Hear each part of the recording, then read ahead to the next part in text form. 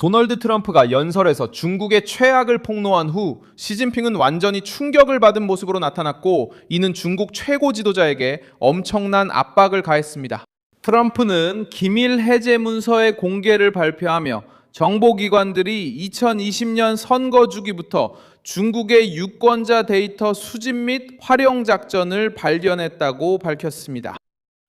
미국 정보기관들은 2020년에 수천만 명의 유권자 데이터가 유출된 사실을 알게 되었고, 그때 선거 기록이 위협받고 있다는 것을 알았습니다.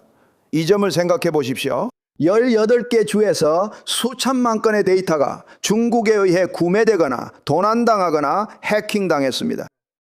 대략관에서 만든 페이지에 따르면 18개 주에서 수천만 명의 사람들에 대한 정보가 구매되었거나 도난당했거나 디지털 침입을 통해 획득된 것으로 나타났습니다. 정부는 또한 중국이 이름, 주소, 전화번호, 정당 선호도 등이 포함된 2억 2천만 건의 기록을 부정하게 취득한 것으로 보고 있습니다. 이러한 비난은 중국의 최고 지도자가 중국을 평등하지 않은 나라로 보이게 하려는 시도를 하던 시점에 베이징을 강타했습니다. 안전하고 개방적이며 공익을 지향하는 인공지능을 옹호합니다. 인공지능의 개발과 적용은 세계 문명의 다양성이나 각국 문화의 고유성을 훼손하거나 약화시켜서는 안 됩니다. 우리는 인공지능의 가치를 인류의 공통된 가치로 형성해야 합니다.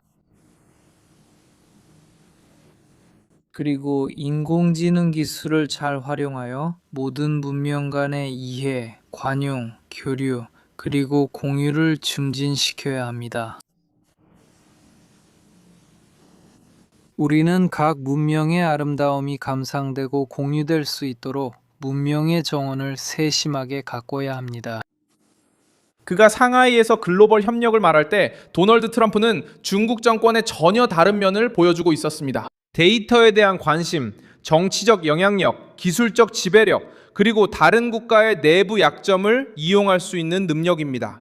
트럼프는 해당 문서들이 투표기계의 취약점, 선거 데이터베이스, 유권자 등록 기록, 그리고 개표에 사용되는 시스템을 포함한다고 밝혔습니다. 백악관은 중국, 러시아, 이란, 북한과 같은 적대국들이 선거 인프라의 일부를 침해할 수 있는 능력을 가지고 있다고 밝혔습니다. 18개 주에 대한 이 사실은 2020년 미국 자체 첩보기관들이 발견한 내용의 일부로 공개되었습니다. 백악관이 공개한 내용에 따르면 중국은 입수한 자료를 악용하기 위해 전담부서를 만들었습니다. 그리고 이 사건은 정보기관 내부에서 은폐되었습니다. 이 문서들은 5 주요 분야를 포함합니다. 첫째, 이 문서들은 2020년 선거 주기부터 여러 해에 걸쳐 중화인민공화국이 사상 최대 규모의 선거 데이터 유출을 저질렀다고 여겨지는 사실을 보여줍니다.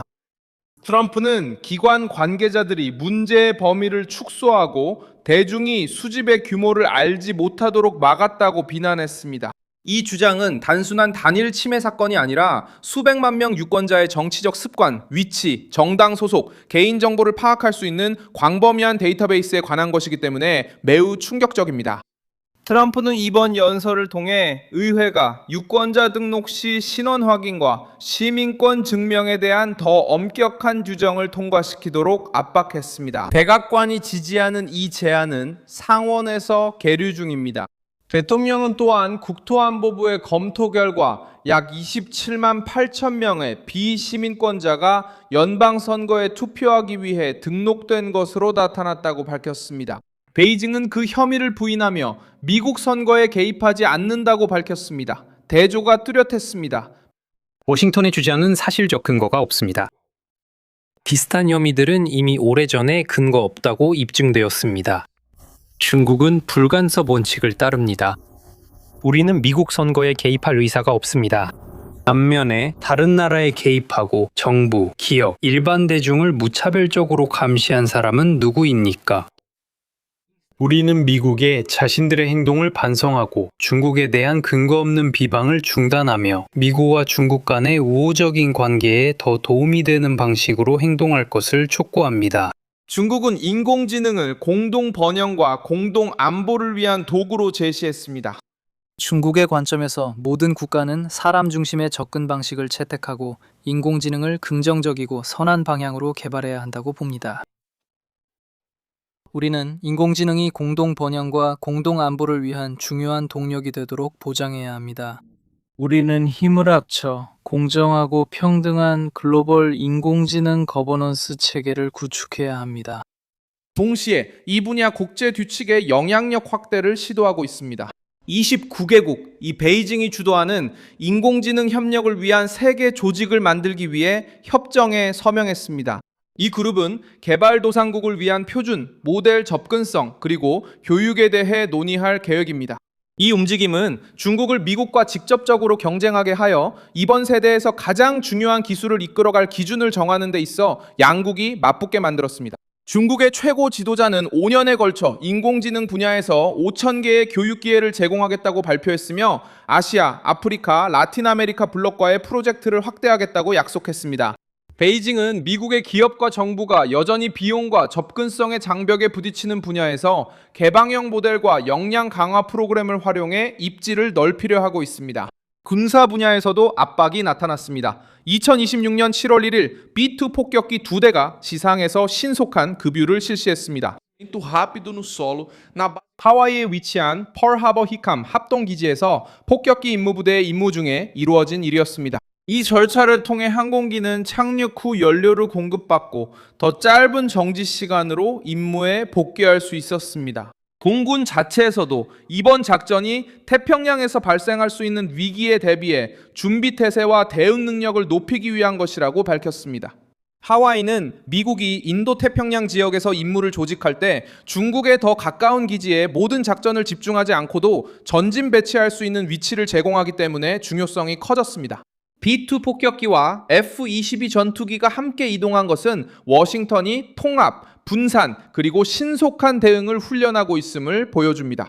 이 활동은 공식적으로 다양한 기지에서 작전을 수행하고 지역 내 도전에 대응할 수 있는 능력을 검증하는 방법으로 소개되었습니다. 트럼프는 2026년 5월에 발표된 무역 합의 이후 앞으로 몇 달 안에 중국 최고 지도자와 만날 것을 여전히 기대하고 있습니다. 선거 데이터에 대한 새로운 혐의가 이제 이 협상에 포함되면서 어떤 접근 시도의 정치적 대가가 더 커졌습니다. 오늘 밤 저는 우리 선거 인프라의 취약점을 드러내는 중요한 정보를 기밀 해제하고 공개한다고 발표합니다. 한편 워싱턴은 문서와 조사, 그리고 태평양에서 더 유연한 군사 태세를 내세우고 있습니다. 이 영상을 끝까지 시청해 주셔서 정말 감사합니다. 우리 프로젝트를 지원해 주시고 화면에 표시되는 픽스 키를 통해 재정적으로 후원해 주세요. 저희는 진실을 바탕으로 정보를 제공하는 독립 채널입니다. 여러분의 후원이 저희 활동에 큰 힘이 됩니다.